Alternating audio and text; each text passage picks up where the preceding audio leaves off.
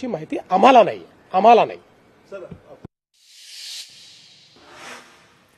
मीरा भाईंदर महापालिकेच्या महापौर निवडीवरून सध्या राजकीय वातावरण चांगलंच तापलेलं आहे.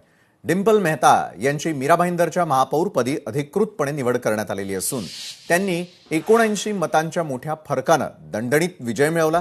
मात्र या निवडीमुळे शहरात वादाचे नवे तोंड फुटलेलं असून राजकीय पडसाद उमटू लागलेले आहेत. डिंपल मेहता यांच्या रूपानं अमराठी महापौर दिल्यानं मराठी एकीकरण समिती कमालीची आक्रमक झाली. मीरा भाईंदरमध्ये मराठी महापौरच असावा या मागणीसाठी या समितीनं रस्त्यावरती उतरून तीव्र निदर्शनं केली. यावेळी समितीचे अध्यक्ष गोवर्धन देशमुख यांनी सत्ताधाऱ्यांवर जोरदार हल्लाबोल केला. देशमुख यांनी टीका करत असताना म्हटलंय की 107 हुतात्म्यांच्या बलिदानातून मराठी माणसाचं राज्य निर्माण झालेलं आहे. असं असतानाही केवळ मराठी माणसाच्या नाकावर टिचून जाणीवपूर्वक या पदावर अमराठी व्यक्तीला बसवलं जात आहे. समितीनं या निवडीचा निषेध करत हा मराठी अस्मितेचा अपमान असल्याची भूमिका मांडलेली आहे. या आंदोलनानंतर आता मीरा भाईंदरमध्ये मराठी विरुद्ध अमराठी असा नवा संघर्ष पाहायला मिळतो. आजचा हा महापौराचा विषय फार मोठा आहे. मराठी महापौर झाला पाहिजे आणि मराठी महापौर जर नरेंद्र मेहता करत नसेल तर दुसरा मोरारजी म्हणून आम्ही त्याला घोषित करतोय. अहो, संयुक्त महाराष्ट्राचा लढा झाला, 107 हुतात्मे गेले. झाले कशासाठी संयुक्त महाराष्ट्र? एक भाषिक राज्य म्हणून झालं ना. मग तुम्ही आज काय करताय?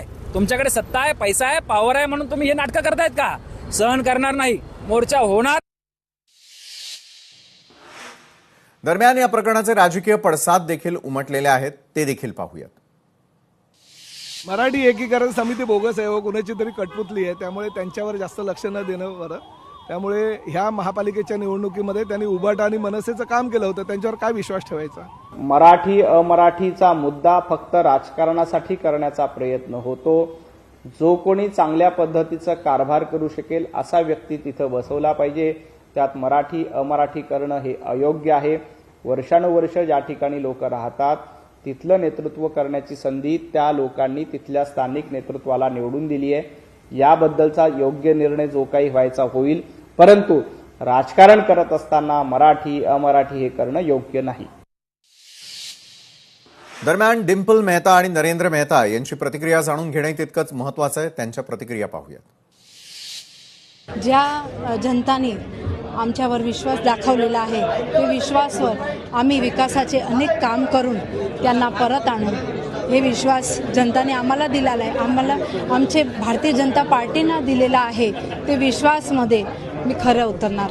या ठिकाणी आम्ही ज्या आता निवडणूक झाली होती त्या ठिकाणी आम्ही सर्व घरोघरी फिरले होते आणि अनेक विकासाचे कार्य आहे ते आम्हाला या ठिकाणी करायचे आहे. प्रमुख म्हणजे आपला सूर्या डॅमचं जे पाणी आहे ते आपला मीरा भाईंदरमध्ये येणार आहे. ते आम्हाला लवकरच लवकर त्या कामामध्ये आम्हाला गती द्यायची आहे. या आंदोलनात काही महत्व नाही, हे राजकीय प्रेरित आंदोलन आहे.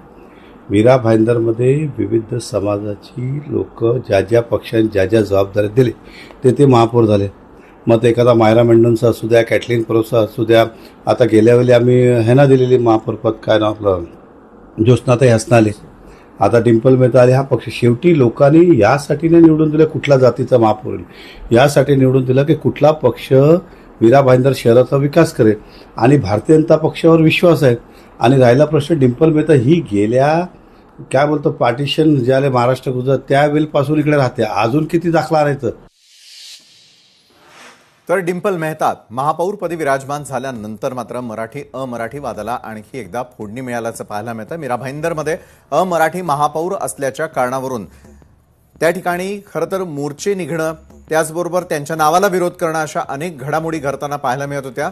महाराष्ट्र एकीकरण समितीने तर ठोस भूमिका घेत अमराठी महापौर कशासाठी आणि यापूर्वी मराठीच्या मुद्द्यावरून झालेल्या बलिदानाची देखील आठवण करून दिलेली आहे. आणि याच संदर्भात मनसेचे प्रवक्ते स्वतः गजानन काळे